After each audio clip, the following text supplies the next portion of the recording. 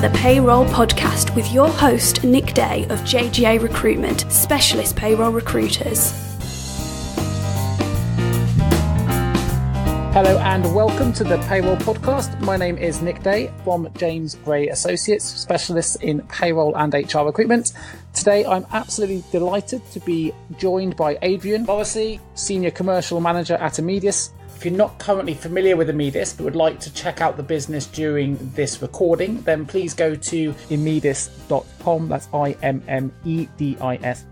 You can check out the company and more about their services as we undertake this recording. So, Immedius are a specialist division of the Taxbacks Group, a multi-award-winning global financial services group established in 1996. They have over 1,200 employees in over 33 offices worldwide, providing payroll and tax services to organisations and individuals in over 100 countries every day. Prior to Immedius, Adrian spent 6 years working in the recruitment industry for leading international recruiters Robert Walters and Capital Markets before joining Immedius in 2017. Now, I met Adrian recently at the Global Payroll Association's UK Summit in London, where Adrian was giving a talk on global transformation and technology in the payroll industry. And it quickly became apparent that he has a wealth of knowledge on global payroll, global compliance, and global payroll software. So I'm absolutely delighted to be able to welcome him to the Payroll Podcast for this recording. So Adrian, welcome. Thanks, Nick. Great to be here. Good to have you here too. For those that have listened to the podcast before, we always start with 5 technical questions. 5 quick questions.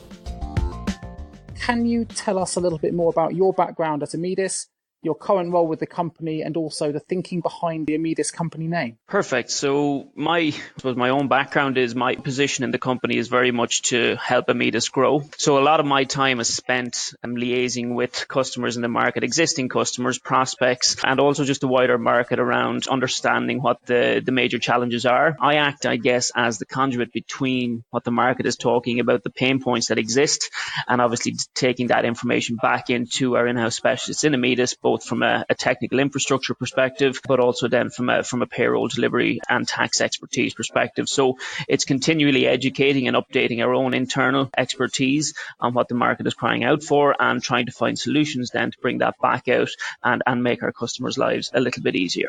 Excellent. I did mention the company name in there because there's a little bit about the background to Immedius and where that name comes from. Yeah, so the word Immedius, you probably won't find it in a dictionary, but it's a play on the word immediate. So what we've done is we've combined a cutting-edge piece of technology. It's a technology-enabled solution to accommodate a global payroll platform, but it's backed up by in-house international tax and payroll qualified professionals. So the word Immedius is a play on the word immediate, and that specifically relates back to our customer service and the ability to react quickly on the spot to our customers' questions. Excellent. I know we're going to go into some of that in a little bit more detail later on in this podcast as well. So now we met at the GPA Global Payroll Summit in March, and at that time you were one of the keynote speakers. Can you give the listeners an overview of what you discussed in your presentation at the summit? Yeah, it's I suppose a lot of the conversations that I'm having with the wider market currently is very much driven by technology. What's the latest and greatest? What's available to me?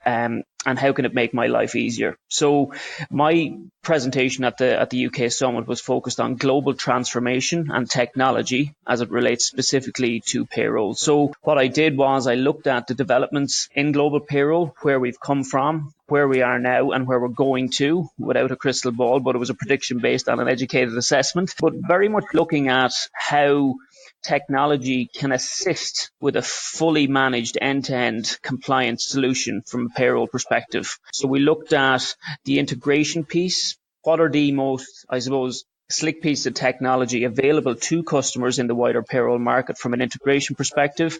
We also looked at the various degrees from a maturity perspective around the integration kind of spectrum. We also looked at, what the analytics piece behind technology that's available to the wider market, and again, the analytics maturity spectrum and the various different degrees and levels of access that customers have to that. We also looked at a number of different things around shortening the time that it takes to process a payroll, focused a little bit around the RPA, the robotic process automation scenario, which ultimately a lot of companies are trying to get to, which will shorten the time it takes to process, but it'll increase the time allocated to the customer to actually input their changes. Fantastic. And obviously RPA is a real hot topic in the payroll industry at the moment. An article recently in the CIPP magazine about it. And I know it's something that a lot of people are talking about at the moment. So you mentioned global payroll compliance there as well. So what advice would you give from an Immedius point of view that perhaps would help a business simplify its global payroll compliance requirements? Yeah, look, I suppose there's no real hard and fast answers to it. There is, I suppose, a general response to that, but what works for one company won't work for another. So I guess the advice I would have on that is to look at, depending on the size and the headcount of a business, to look at centrally managing pockets or regions for the company. If the headcount isn't overly large, then ultimately you can look at a full global oversight. But I think for companies who would have anything in excess of 40, 50,000 employees and they're in anything in excess of kind of 50 countries across the globe, they absolutely will have a huge level of complexities around the local jurisdictional requirements across the globe. So I think central management with regional support led by experts is absolutely critical. Technology will allow you to get to a certain point, but it certainly doesn't allow for the intricacies and the changing regulatory landscapes across the globe. So having these in-country experts delivering on the ground, reporting back up into a regional oversight management team who will then liaise with you, the customer, in those time zones and in those regions, I think is absolutely critical. But I think the key message there is having on-the-ground expertise, in-country delivery teams who understand the nuances, but centralizing and managing it from a global perspective at the top level to actually manage across the globe. Yeah, that makes sense. And you may have answered part of my next question in that answer, but I know international companies with multi-jurisdictional payrolls often face really complex challenges. I know that some particularly complex payrolls in France and Benelux regions in particular can be quite challenging. And what do Immedius do to help simplify some of those challenges? Well, I think what we do is we really work and listen to our customer base and the prospects that we speak to identify best practice. Now, when I say best practice, I mean best practice for that specific institution. It doesn't necessarily mean a blanket best practice that will work across the board for everyone. So it doesn't mean changing the entire picture or the entire landscape overnight. We tend to push back and advise and don't just accept the direction from the customers that we support. For example, companies who have, historically had multiple outsourced providers who assisted them with the delivery of their global payroll, moving to an overnight global solution can often be a daunting task, but it can often be too much to handle from a successful perspective. So we will often split things up, like companies, again, taking the bigger end of the scale who would have 10, 15, 20,000 in a region specifically, like EMEA, for example. Many, many times we've actually advised to split Europe and the Middle East and Africa and focus on one of those regions at a time, because the sheer complexities and the deep dive relationships required in Middle East and Africa, for example, to actually liaise with the on-the-ground local tax authorities is absolutely critical. And getting the compliance piece right in those particular jurisdictions is very much driven by historic relationships, and getting that right and focusing on where the biggest compliance and risk challenges are certainly more important to companies than something that's working but doesn't have the same risks, but it's just moving because you feel it's the right thing to do. So it's a very management consultancy type approach. It's not necessarily a client coming and saying, we need this. Actually, sometimes you might undertake a review and come across a different type of solution to what the client may have initially thought they needed. Well, it works both ways. I mean, you want to set something up that allows your customer to achieve success, and that also works from our perspective as well. I mean, we don't want to just take something and run with it because that's what the customer suggested. They often haven't been through the process before either. So It's pushing back and advising on what you feel best works for them, obviously in a very consultative way. But, a lot of the people in our business in Immedius are actually from Big Four backgrounds, consultancy backgrounds, from mobility tax backgrounds, and that then allows for a more consultative approach, and they've been used to large scale project management initiatives in the past. And it's certainly not a one size fits all. It's what works for any individual company, and we also look at the historic practices that have existed in those businesses as well. Excellent. You mentioned compliance in there as well. Obviously, we've got the other hot topic in the payroll arena at the moment, which is GDPR, or General Data Protection Regulations, coming into play in May. What can payroll leaders do, in your view, now to take advantage of these data protection changes? Look, it's certainly a potential headache. I think a lot of companies have they've managed this in a best practice scenario to date. I mean, it's moving away from a best practice to following a strict set of legislative guidelines, which is the real kind of fundamental shift. It's becoming law as opposed to a guideline. But I think fundamentally companies do have really kind of proactive measures in place across the board. I think the most difficult part for any company is actually understanding, how to actually map out, what do I hold, what do I do with that information, and who do I share that information with. They're kind of three really critical pieces of information around GDPR. Now, from me speaking to a lot of businesses across the globe, and it's not just European business, a lot of companies in the US or even APAC are rolling out GDPR best practice in those regions as well, because it's typically a global solution we offer. So these companies are actually seeing it as an opportunity to clean up the information that they hold. And I'm talking about the information required specifically to deliver payroll. What we have seen is the volume of companies who are now moving to a more automated payroll delivery solution. And that includes looking at their own internal systems and processes. So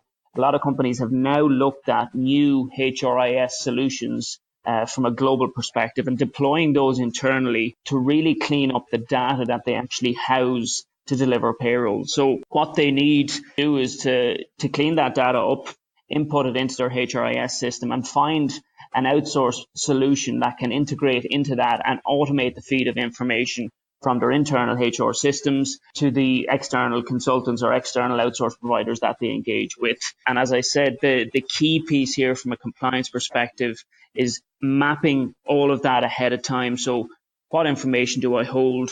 What do I do with that information, and who do I share it with? And aligning that map to the risks that are associated and trying to find solutions then that fully protect the transfer of that information from internal to the external outsourced provider. Sure. That's very, very eloquently put. Excellent. Okay. So, I mean, we've talked briefly about global payroll compliance, some of the multi-jurisdictional challenge payroll people can face, and GDPR. If you were to summarize the services that Immedis offered a global client, what would they be in summary? What are the key sort of things that Immedis could offer a global payroll? So the three key pieces that we offer will be a fully managed end-to-end payroll solution. And that's everything from taking the changes, managing the remittance to the tax authorities. The second piece will be managing the payments piece on behalf of our customers. So we manage, once a payroll is signed off, we can deliver payments globally in local currency to the end customer, which is the employees in local currency,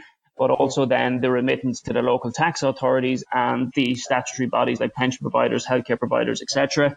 And the final piece then will be mobility tax solutions, which we can also centrally manage alongside our local hires from a payroll perspective as well. Excellent, fantastic. And I think that'll lead us in nicely to the next set of questions we've got. But before we get there, we're going to find out a little bit more about you. Time to find out more about you. So, first question for you, Adrian. How would your friends describe you, and how would your work colleagues describe you? Interesting question. I think my friends would always describe me as quite driven and competitive. That spawns from maybe my sporting background. I suppose the reason I do what I do is I'm quite a creative person, which my work colleagues would obviously attest to. Quite collaborative, but I suppose the key message will be the sociable element. I'm very, very focused on long-term relationships, developing relationships, and I'm intrigued by the sheer volume and variances around the types of individuals that I interact with on a daily basis. So they'd be some of the key kind of aspects of me as a person. Recruitment is a relationship game, so it's probably why you were so successful in that industry before moving into the role at Immedis. You mentioned your sporting background. Tell me a little bit more about that. So I would, for the Irish audience potentially listening to this, that I'd probably be better known for my endeavours in Gaelic football. So I would have represented my county for almost 10 years, played in Croke Park many times in front of 80,000 people. So it was an interesting number of years. It was a 6 days a week commitment from a training perspective. So Very difficult to manage because it's an amateur sport and we had full-time jobs alongside it. But the bigger message and the bigger education that I got from that was just the sheer access to learning how to discipline yourself from a professional and a sporting perspective. And that it really allowed me to transition into some of the positions I've had to date with that kind of discipline and drive in mind. So amazing. I don't know if I've just stolen your thunder here from the second question, but I was going to ask you to tell me something about you that perhaps other people won't know. Yeah, no, you didn't take it away at all. A lot of people will have known about that background.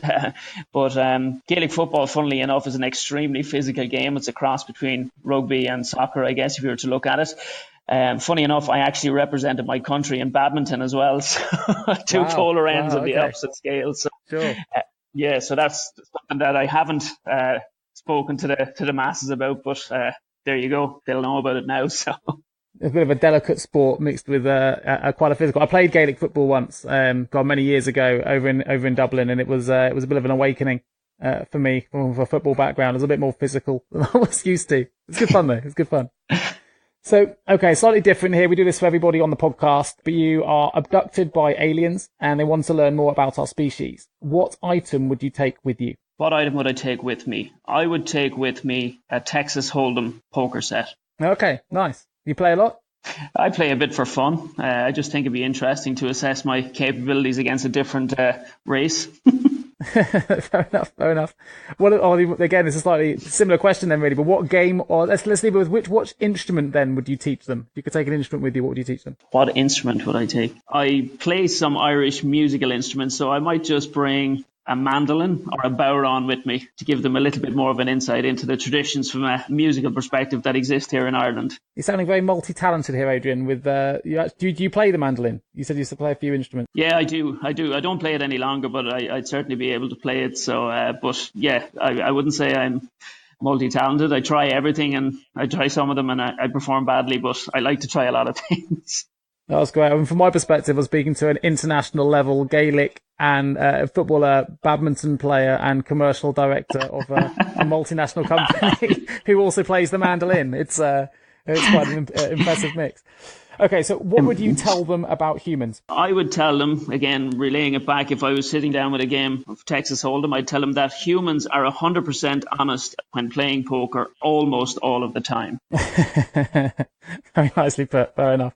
What truth would you, or human trait, would you hold back? Again, back to the poker, I would not tell them that we sometimes bluff. Yeah, nicely linked. Okay, cool. That's good. Well, let's delve back into the questions. 5 technical questions. Number 1, if I was a global payroll director about to roll out a new payroll platform, what advice would you give me? Yeah, it's a funny question. It's often a career-defining moment for a global payroll director, especially if certain things have worked with the existing framework that they've had in place. I guess the advice I would have is very much about knowing the problem areas, fully assessing your own internal structures, processes, systems before committing to a project, knowing what is the actual reason behind going to market to change. I think, it has to be almost associated to a compliance risk, because ultimately the reputational damage that will happen or exist as a result of non-compliance can be too great to actually retrieve or pull back from the market. So, it has to be a genuine reason. It can't be just because it feels like the right thing to do. Other people in the market are doing it. And it certainly can't be driven by a desire to change the landscape for a company just from your own career perspective. You can certainly have an extremely successful career by keeping it as is and cleaning things up slightly. But I guess knowing what you want to get out of it and why you're doing it are the key questions there. But there's so much access to support and information in the market currently. My advice would be to build a bank of knowledge and make sure that if you do go to market, you engage with an external provider who has, I suppose, the latest and greatest from a technology perspective, who can actually support and assist you, and more importantly, change their technology as the market demands it going forward. Excellent. Now, and I know Amedis use your own SaaS global payroll technology, as I understand, or technology platform. What does this mean for your clients? Yeah, it's a brilliant piece of technology combined with expertise, I think, and that's where the real differentiator would be. But it gives companies central management, full global oversight of where each of their payrolls are globally. It also offers that cutting edge integration. It integrates with any kind of existing HR, finance, time and attendance systems. And what you're trying to achieve here for your customer is removing the historic manual lifting where possible. You're removing that human touch point. You're allowing customers to free up their internal resources and allocate them differently in a business.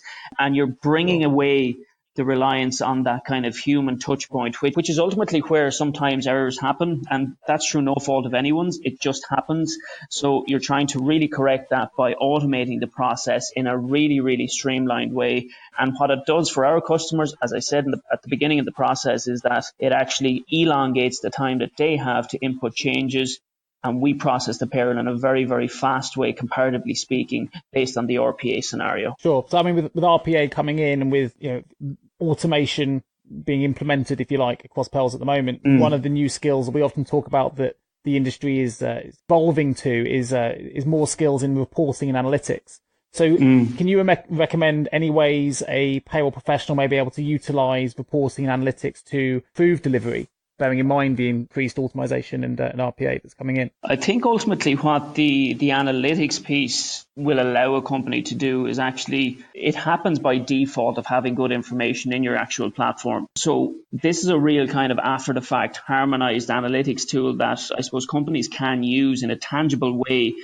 And where companies will really see the benefit of this is where there's been a historic cultural, I suppose, look at payroll as a cost as opposed to something tangible that you can use in a strategic way. So I think that's where the real value add will be from a reporting and an analytics perspective, is to bring that kind of harmonized, multi-country reporting, uniformed output across the board that you can actually now say, here you go to a CFO. These are the costs from a pension perspective that we've paid out in EMEA over the last 18 months, or across EMEA, or across APAC, or globally. So it's using the information in a harmonized way to really assess costs and allow at the top table to strategize based on the information you're shooting out from a payroll perspective. So would you see the person doing that analytics and reporting, would you see that as a role of a payroll director or payroll manager, or would you see that as a specialist, going forward in the future, a specialist payroll position, maybe a payroll analytics specialist or whatever it might be? Would you see it as a role in its own right, or would that form, in your view, part of an existing payroll director or payroll manager remit? Great question. I think, to be honest, Nick, what you're trying to achieve here is a piece of technology that will almost do this for you as a result of the information received. So I don't think it needs to be a specific assigned task to anyone. I think what it should be is the end user or the customer who's using this particular piece of technology. So I talked about different regions. I talked about US, I talked about EMEA and APAC. You should ultimately have an owner in a customer's business in each of those regions who can report on all of this in a very, very user-friendly way without having to have it as a specific piece or a specific responsibility for them. If the outsourced provider is offering an end-to-end solution, the data analytics and the business intelligence tools should be a part of that offering that the end customer will ultimately have access to when required. Can be really well used to support strategic decision making. You use those analytics and that reporting to justify, for want of a better word, a reason for making a change or improving a process. No, absolutely. And that's ultimately where you want to get to. It's a singular corporate analytics platform and a vision across all needs and geographies for a business. So with technology changing then, we've mentioned RPA a couple of times. For those not familiar, that's robotic process automation on the rise. How do you see the payroll industry in 3 to 5 years from now?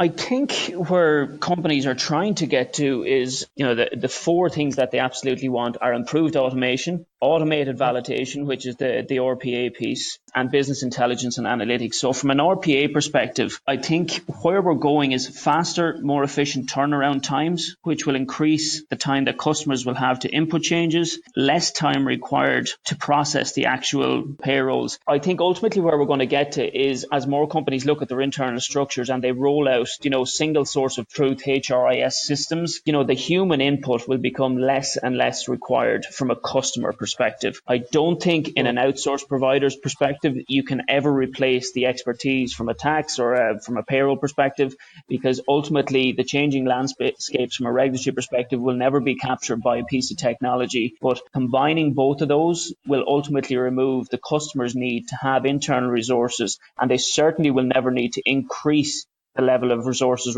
internally if the headcount of the firm increases across the globe, because automation, RPA, that double validation piece will allow for correcting any potential errors at the end of a process at the very beginning of a process when the changes are inputted by the customer. Excellent. I think there'll be a lot of people relieved to hear that you don't see it necessarily impacting on the fact that we still need payroll people, human people, to manage the process and manage the data. It's certainly an area that we've had payroll people concerned about how they see the industry moving forward. So it'd be really encouraging for them to hear an industry leader talk about the need for there always needing to be a human element to the process. I just wanted to really go back on the human interaction piece. I think what's happening, or what will happen for global payroll directors in businesses who do outsource, for example, there will always be that need, because the relationship management side and that customer engagement piece just simply has to happen. You can never fully remove and become 100% automated. I think just given the sheer volume of changes, the sheer volume of complexities, and the volume of countries that certain companies are physically present in, you absolutely need that kind of project management type background, that mindset where they can oversee, an ongoing changing landscape. That technology will absolutely support that and allow that to become a reality. But it needs to be driven from both sides by, strong relationship management expertise and project management backgrounds. Excellent. I think we're also seeing a rise or an increase in the skills people look for in terms of relationship management, communication skills, stakeholder management. They're definitely becoming skills that used to be much more associated with the HR professional, but actually in job specifications now, certainly within the payroll remit, we're seeing a lot more skills being required along stakeholder management skills, communication skills, relationship management skills, and so on. So that was really well put. So what advice would you give then to a payroll manager who wanted to elevate themselves to become a strategic advisor to the board in the future? Yeah, I think that question is an interesting one, because I think we've come from a place even just 15 years ago, which is quite a short period of time, where paying people in cash, then all of a sudden we moved to pay slips, physical pay slips and checks and into employees' bank accounts. Payroll then moved to, managing kind of multi-country payrolls with multiple providers or outsourced scenarios. And now it's becoming, a far more, I suppose, critical conversation at the top level in a lot of companies. So becoming a strategic advisor to the board is ultimately going to happen if you can present to the board tangible information that will allow or support strategic decisions at the top level that will, number one, I suppose, save costs across the board. So looking at bottom line, what do we cost in Singapore versus Croatia, for example, from a finance perspective, or what are we paying out in employment contributions in X country versus another? Having access to that on the spot information will give the C-suite and the board a real level of comfort that actually this payroll scenario, this payroll information is critical to the future of our business and can really support, from a strategic perspective, how we operate and where we operate. I think this is excellent advice. I mean, one of the things that's become quite apparent across all these podcasts I've been running is, the one thing that everyone seems to want to do is to elevate the payroll industry. It's still seen potentially as being behind other functions, maybe accounts, HR, whatever it might be. I think here you've just very well and eloquently put a very clear path for people to elevate the industry. They can do that by using some of the systems analytics reporting tools available to them to actually make themselves more relevant to a board, to develop reports that can actually make a real influence at a strategic level. I think there's definitely opportunities here then for people that do want to elevate their positions within the payroll to do that at board level. That's a really good thing to hear at the end. So look, we're going to open the vault. Entering the vault. What is one piece of advice you would give to someone then working in payroll right now? I think it kind of relates back to the question we just covered in a sense, in that just make sure that you're in an organization where payroll is a visible function and seen as a crucial department as opposed to a cost. So I think positioning payroll in the business is critical, and making sure that you are seen as, something that can add genuine value to the actual overall structure of the business. And I think just specifically then from a payroll person's perspective is to really expose yourself to as many jurisdictions as possible. As this industry evolves, I think the world has become a much smaller place. So trying to gain expertise and exposure across multiple jurisdictions, even from an oversight perspective, will be a really, really crucial part to elevate your career and put yourself, in a regional oversight role in time. So taking snippets of information and exposing yourself to projects by actually asking the question whether you can actually get involved in these things are crucial, rather than waiting for things to happen. Being proactive about what you take on and getting in under the hood with an expert who has done it in the past will be really, really important piece of information. That's a fantastic answer. I think if you'd given me that question, if I would have attempted to have articulated it in exactly the same way. So it's how I see it from a recruitment perspective.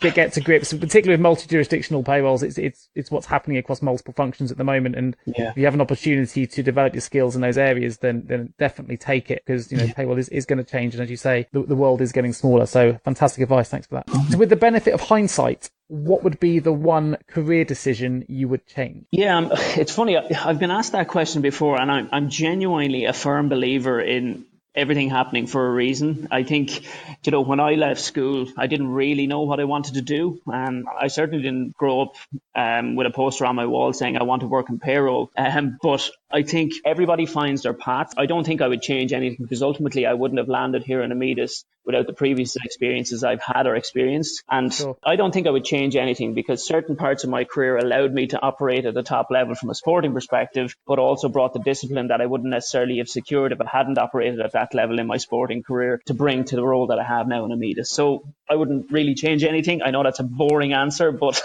it's how I feel. Well, you probably didn't have a post on your wall like I didn't saying you wanted to work in recruitment either, but that's where we started. It's one of those industries like payroll, really, recruitment and payroll, you tend to fall into. I think it's not necessarily a career path that people choose, when you leave school, but actually can be a really rewarding path later. No, and I think it's rewarding in the sense that, the fact that I suppose your business are so focused in a specific sector and a specific space, there's more to it for you guys than just recruitment. There's a huge element of consultancy and advice that actually companies can genuinely benefit from. So I think when you're really targeted in what you do, it becomes extremely enjoyable and you genuinely feel like you're adding value. So yeah, 100%. You see careers change, and you've done it for a long time. There were payroll administrators that I placed 15 years ago that are now senior payroll directors, and watching that shift is quite an amazing one. To and the industry's changed in that time as well, so it can be incredibly rewarding when you look over a period of time. Absolutely. Fabulous. So if you had the power of foresight and you could change the entire payroll industry with one action or improvement, what would that action or improvement be? Yeah, I guess the advice I would have there is that ultimately the long-term view of what the payroll industry will look like, in my opinion, is moving to that automated, that integrated scenario. So I think if I was to look at changing the entire payroll industry with one action or improvement, it would be that every company globally looks at cleaning up their own internal structures and HR systems to house clean data, clean information, hold a single source of truth to allow when they go to market to deliver payroll or plug into an outsourced provider, that the fundamentals are already there, the foundations and the building blocks exist to allow them to actually achieve what they want to achieve from an automated perspective when they go to market. Fantastic. Well, 2 to go. Who motivates you and why? I suppose my family, first off, I'd have to mention, because I have 2 young kids, my wife, they're all extremely supportive, and I suppose day to day they're the reason I do what I do. I don't ever kind of believe in, talking about people that I've never met. People who've obviously made a difference in history have certainly influenced what I do to a certain extent, but I think it's the people you surround yourself day to day who actually experience with you what you do are the people who ultimately allow you to take the shackles off and achieve what you want to from a career perspective. So I'd absolutely mention my family there. The one thing I suppose from a work perspective that motivates me would be speaking or meeting to a customer after they've been through the trenches from looking for solutions in the market that haven't really worked or things haven't really worked out for them. And we've actually sat down with them in a really, really consultative way and created a solution for them that works specifically for their business that they had struggled to achieve. That feedback from a customer, it's extremely motivating and it just brings huge satisfaction to what we do. And again, it copper fastens the idea in my mind that this business that we work in is completely built on expertise And now we've allowed that expertise to really flourish in the market by combining it with technology. Fantastic. I mean, that resonates with me as well. I mean, we talked about recruitment, but getting an assignment where they may have used high street agencies or generalist agencies, and then they come to us as a specialist, and we're able to deliver something different that solves all that heartache and those problems. It's no better feeling. So I definitely get that. I would probably put my family. I've also got 2 kids, so we're in a similar space. Okay, so if you didn't work in payroll, what would you be doing?